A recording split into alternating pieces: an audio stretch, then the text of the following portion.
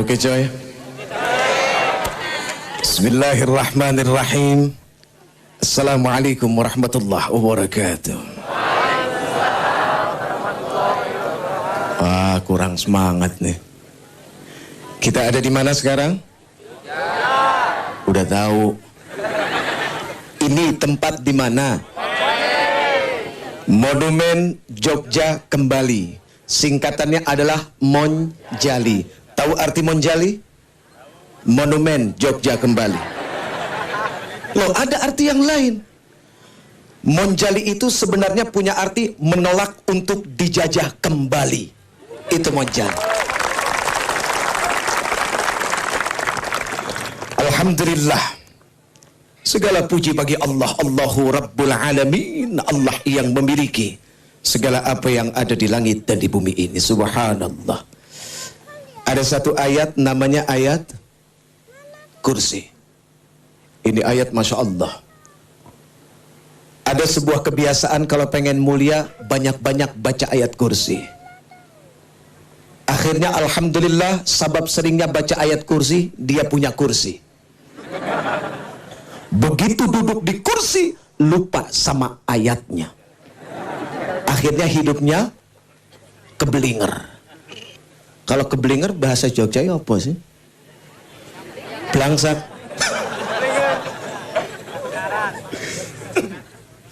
Ayat kursi subhanallah. Ya. Allahu la ilaha illa huwal hayyul qayyum. Allahu la ilaha illa huwal hayyul qayyum. Allah yang tidak ada Tuhan melainkan Allah yang hidup terus menerus, kekal berdiri dengan sendirinya. La takhudhuhu sinatun wala naum.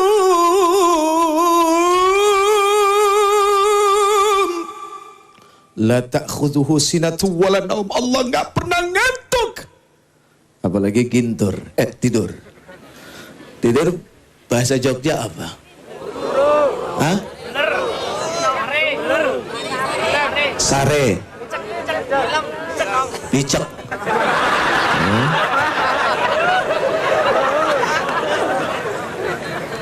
Gawat. Ngora iki. Subhanallah. Allah Subhanahu wa taala tidak mengantuk. Karena yang namanya ngantuk itu sifat makhluk. Sementara Allah Subhanahu wa ta'ala adalah Al-Khaliq. Subhanallah. Allahumma salli wa sallim wa barik wa karrim ala nabiyyina Muhammadin. Angkat tangan. Salatan tukhrijuna biha min dhulumatil wahmi. Amin. Wa tukrimuna binuril fahmi. Wa tudihu lana ma ashkala hatta yafhama innaka ta'lamu wa la na'lam. Innaka anta adlamul ghuyub wa innaka ala kulli syai'in qadir wa ala alihi wa ashabihi ajma'in amma ba'd. Satu, untuk mengungkapkan kedahsyatan keberhasilan Rasulullah. Apa?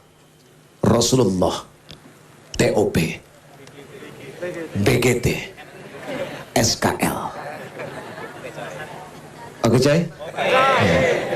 Itu sudah cukup mengungkapkan siapa sebenarnya jati diri Rasulullah SAW. Tapi ada aturan. Aturannya apa?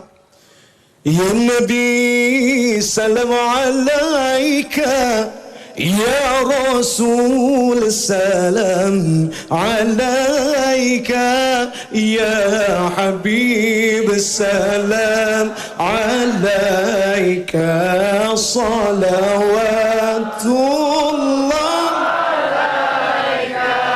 Ya Rasul, kau bawa cahaya menyinari alam buana, bumi tandus subur kembali, rasa gembira di hati. Allah ya Nabi salam alaika, ya Rasul salam alaika, ya ya Habib salam alaika salawatullah alaika. Lahirmu membawa rahmat, memimpin ke jalan selamat. Akhlakmu yang sungguh memikat, contoh buat seluruh umat. Allah ya Nabi salam alaika, ya Rasul salam alaika, ya Habib salam alaika, salawatullah alaika. Hadirin pemirsa di rumah, kita kembali setelah gema yang berikut ini. Oke, saya.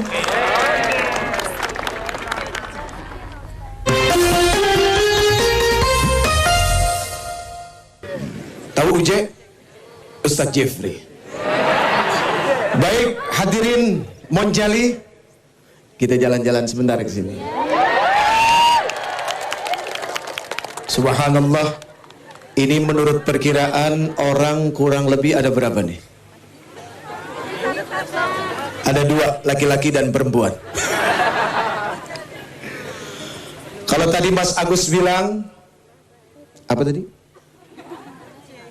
Perpaduan antara ulama dengan umaro. Dan di Jogja ini memiliki keraton. Ada keraton Jogja kan? Tahu arti keraton? Kekuatan rakyat beton. Loh, orang Jawa itu lembut-lembut kalau bicara, iya kan? Tapi hatinya beton. Makanya lihat, penjajah nggak berani lagi balik kemari. Begitu gitulah. Oke, friend, coy. Aku balik lagi ya. Jangan lama-lama tahu. Hadirin yang dimuliakan Allah, hari ini saya akan bicara tentang satu kata yang namanya celaka. Ada yang pengen celaka nggak? Gak ada. Hah? Wah, lu pengen gawat lu. Celaka. Siapapun manusia yang punya akal yang cerdas, demi Allah dia nggak akan pernah mau dengan kata celaka. Dan setiap manusia berusaha untuk menghindari kata celaka. Anak pergi sekolah, biasanya ibu-ibu, boe, pesannya opo? Hati-hati neng jalan, ya. Kalau nyebrang jangan sendiri. Takut apa? Celaka. Tapi celakanya adalah fisik. Suami pergi kerja, istrinya pesan, Mas, hati-hati. Takut apa? Hah?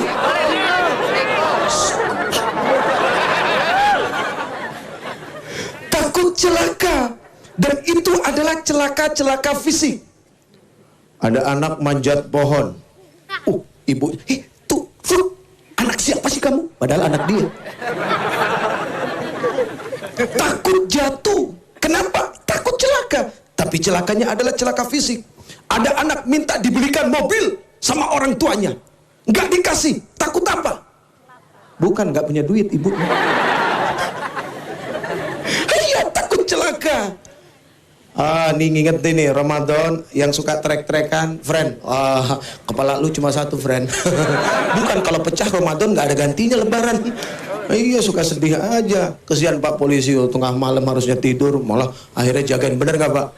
Pak, mereka adalah sahabat kita, insya Allah. Amin ya Rabbal. Nah, hadirin yang dimuliakan Allah, baginda yang tercinta Muhammad bin Abdullah alaihi salatu wassalam menyampaikan alamatus saqawati arba'ah. Tanda celaka itu ada 4. Ya, tanda celaka ada 4. 1. Nisyanudz dzunubil madhiyah wa hiya 'indallahi mahfuzah. Tanda celaka yang pertama adalah orang yang lupa akan dosa yang pernah dilakukannya. Padahal demi Allah, setiap keburukan, kemaksiatan, dosa, Allah Subhanahu wa Ta'ala mencatat dengan sebaik-baiknya tanpa dikurangi, apalagi ditambahkan. Makanya tadi lagunya Mas Opik jelas ya. Astaghfirullah, astaghfirullah. Enakan mana? Kan iya, lu tahu aja enakan Mas Opik. Subhanallah. Ingat, kullu bani Adam khata'. Setiap anak keturunan Adam yang namanya manusia, dia akan senantiasa bikin salah. Tapi subhanallah, di mata Allah Subhanahu wa Ta'ala, wa khairul khata'in at-tawwabun. Sebaik-baik orang yang bersalah adalah mereka orang yang bertobat. Ingat, Allah Subhanahu wa Ta'ala memiliki kamera. Kamera-kamera kayak gini sih kecil. Kamera yang sekarang nih kecil, biarpun harganya mahal. Kalau saya ngumpet begini kelihatan nggak? Nggak kelihatan. Itu kameranya manusia, iya kan? Kalaupun dia bisa memotret, demi Allah tidak lebih daripada menangkap jasad, batin, hati nggak bisa diterobos. Tapi Allah Subhanahu wa Ta'ala memiliki kamera. Wa inna alaikum lahafidhina kiraman katibina ya'lamuna ma taf'alun. Wa inna alaikum lahafidhina kiraman katibina ya'lamuna ma taf'alun. Dan sungguh Allah Subhanahu wa Ta'ala memiliki mereka yang senantiasa mengawasi kita, kiraman katibin, yang mencatat amal baik, amal buruk. Demi Allah, ya'lamuna ma taf'alun, amat sangat tahu apa yang Uce lakukan. Gue daripada nuduh orang, mendingan nuduh sendiri aja dah. Kadang-kadang nuduh orang lain suka nggak enak, friend. Aduh, Masya Allah. Baik, berapa tadi? Baru berapa? 1. 3-nya tahun depan. Kita akan kembali setelah gemah yang berikut ini.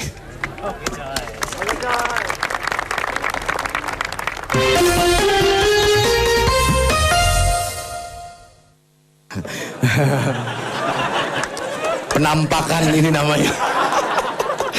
Monggo Ustaz. Nggih. Alhamdulillah. Nyuwun sewu Ustaz. Oh, nyuwun sewu Mang Atus. kalau gadai 200. Alhamdulillah. Ustaz enggak takut bisulan? Kualat nih. Jangan Ustaz, tapi emang panas sih bawahnya. Gimana sih? Ini namanya sahabatan. Sehat Ustaz. Pengen ya.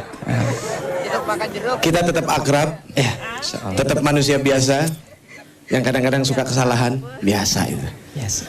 Ustaz, Ya, gimana? hari ini kita ngumpul di Monumen Jogja kembali. Jogja kembali. Iya. Kira-kira buat Ustaz sendiri punya arti yang berbeda nggak sih? Monumen Jogja kembali. Iya. Setahu saya, Monumen Jogja kembali itu satu bangunan, Ustaz. Satu Bangunan. bangunan. Ya. Oke. Namanya Monumen Jogja kembali, Ustaz.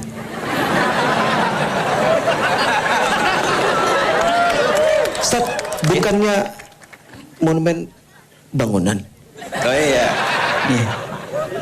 Ya udah Ustaz, kita lama-lama jadi Sri Mulat nih. Hari ini kita bicara tentang celaka. Tentang celaka, Ustaz. Iya. Tadi saya sudah sampaikan Iya. 1 dari 4 tanda celaka. Betul. Nah kira-kira untuk Ustadz sendiri ada nggak sih sesuatu yang celaka yang kalau seandainya itu dimiliki oleh manusia maka dia akan rendah hina di mata Allah Subhanahu Wa Taala. Celaka itu, Ustaz.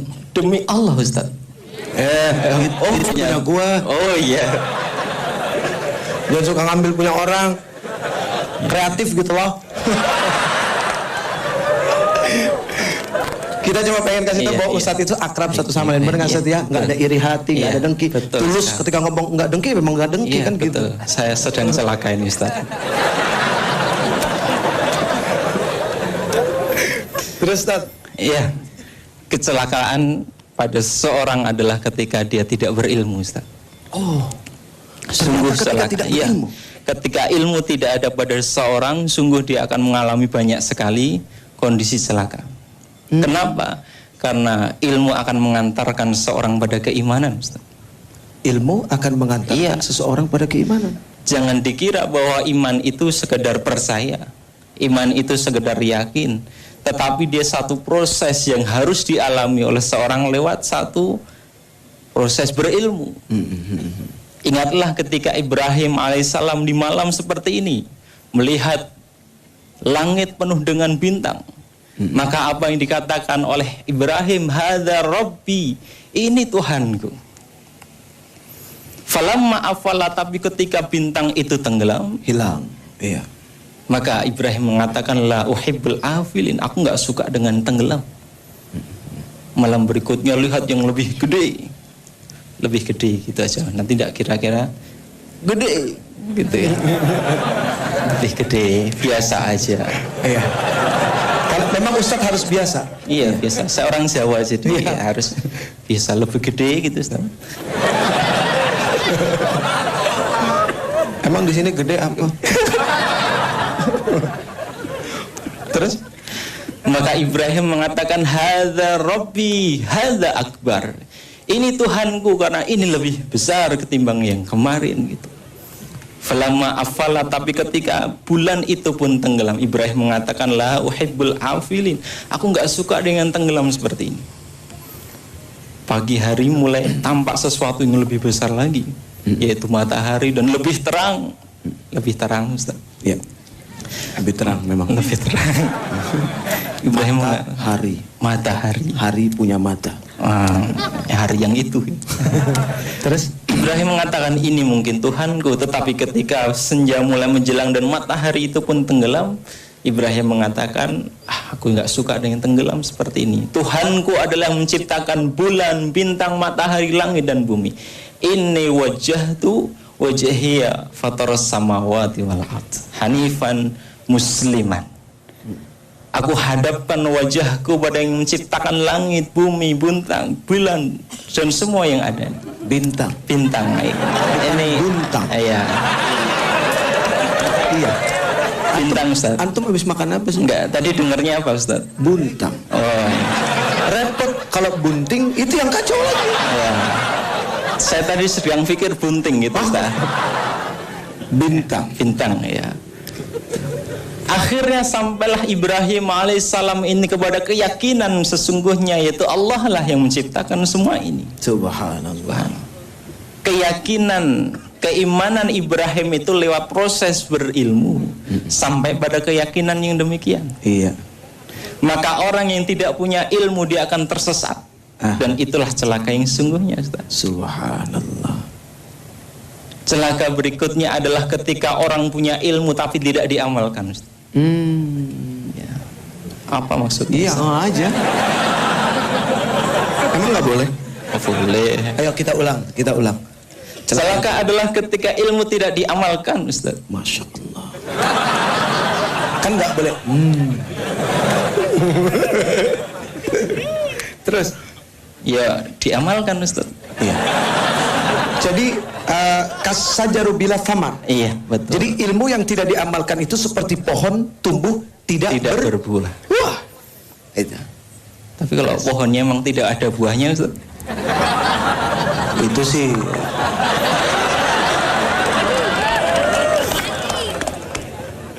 Terus. Iya. Ketika ada ilmu tidak diamalkan, tentu ilmu itu tidak lagi memberikan manfaat bagi pemiliknya. Bermanfaatnya ilmu adalah ketika dia diamalkan. Mudahnya di sini mungkin ada tukang tambal ban, Ustaz. Tahu bannya bocor. Ini harusnya ditambal, sebelah sini yang bolong gitu. Tapi tidak segera ditambal, Ustaz. Oh, tetap bocor juga. Iya. Pulang nggak bakal makan. Iya, celaka, Ustaz. Celaka gitu. Ketika tidak diamalkan, maka tidak ada manfaat pada ilmu yang dia miliki. Iya. Kecelakaan juga adalah ketika seseorang punya ilmu, tetapi dia tidak mendasari ilmunya itu dengan keimanan kepada Allah Subhanahu wa Ta'ala, tetapi lebih maksud saya, Ustaz.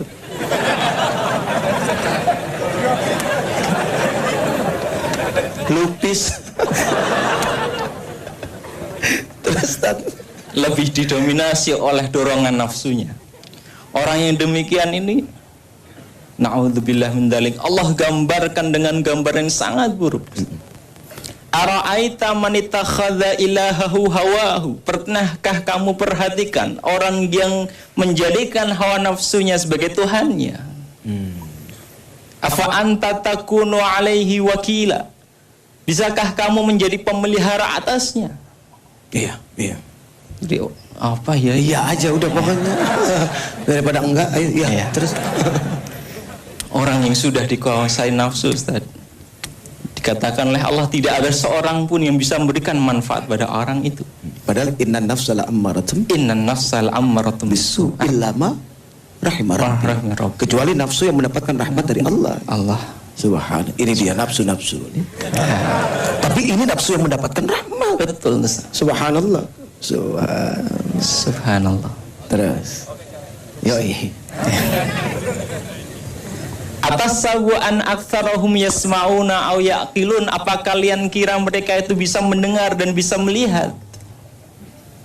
Ini orang yang sudah dikuasai nafsu, Ustaz. Meskipun mereka punya telinga, sungguh tidak mampu mendengarkan kebenaran. Mereka punya fikiran tetapi tidak mampu menggunakan fikirannya lagi dengan baik. Berarti fi qulubihim maradun fazadahumullahu maradan. Artinya apa, Ustaz? Di dalam hatinya ada penyakit. Oh gitu. Lalu Allah tambahkan apa? Penyakitnya. Insyaallah. Subhanallah. Ternyata, Ustaz, sebentar. Gimana? Segmen kita untuk ini sudah selesai. Oh begitu. Tapi masih ada lagi satu obrolan kita yang lebih dahsyat, lebih dalam. Insyaallah. Ya kan, ibarat menggali sumur, semakin dalam semakin banyak airnya. Baik, kita kembali setelah gemak yang berikut ini.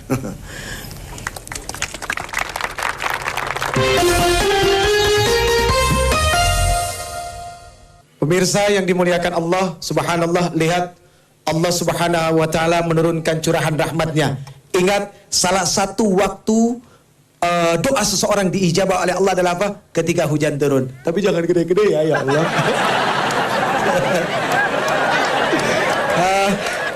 30 menit lagi aja ya.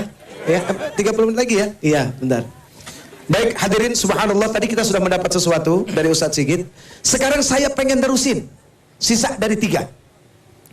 Tanda celaka yang pertama adalah orang apa tadi?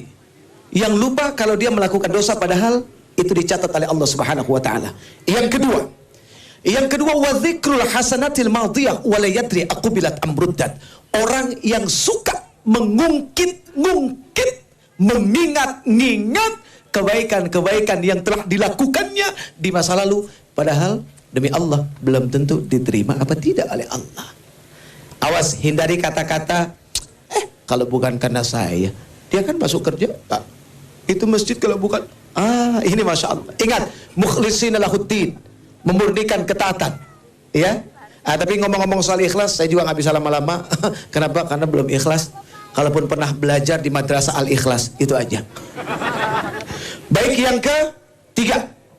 Yang ketiga, hadirin, wan nazaru ila man fawqahu fid dunya. Tanda celaka yang ketiga adalah orang yang senantiasa melihat ke atas dalam urusan dunia. Ayo bismillah, belajar hidup lewat kepala sama leher. Ini kepala sama leher ngajarin kita hidup. Hadirin, ketika kita nengok sekedarnya seperti ini, kita akan melihat langit-langit yang indah. Biasanya seperti itu. Tapi begitu kita melihat ke atas, ngomongnya aja udah gak enak. Lehernya kan sakit. Artinya apa? Punya mimpi boleh, punya cita-cita boleh, punya angan-angan boleh, tapi jangan ketinggian. Kenapa? Bakalan stres dan bakalan sakit hati. Hadirin, melihat ke atas dengan menunduk ke bawah, kira-kira lebih tahan mana? Menunduk ke bawah. Orang kalau lagi dinasehatin, kira-kira melihat ke atas apa ke bawah? Ngerti kamu? Ya, saya ngerti. Wah, ini bisa berantem ujung-ujungnya.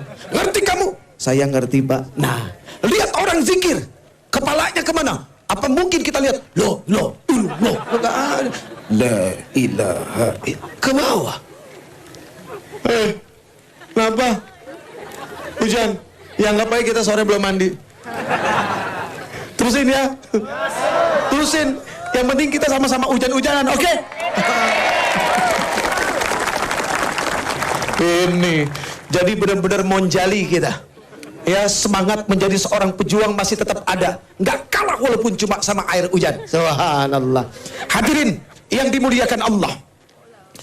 Kalau orang suka banyak melihat ke atas, satu ketika jalan dia akan dibilang sombong. Terus kalau ada got, insya Allah kejebur dia. Tapi kalau orang yang suka melihat ke bawah, ingat jangan terlalu ke bawah. Maksudnya ke bawah saja. Satu akan dibilang pemalu. Alhamdulillah. Ingat akhwat perempuan, malumu adalah pakaianmu. Kalau engkau punya malu, insya Allah selamat. Begitu mau dipegang sedikit, malu. Dipegang banyak nggak nolak. Nah ini yang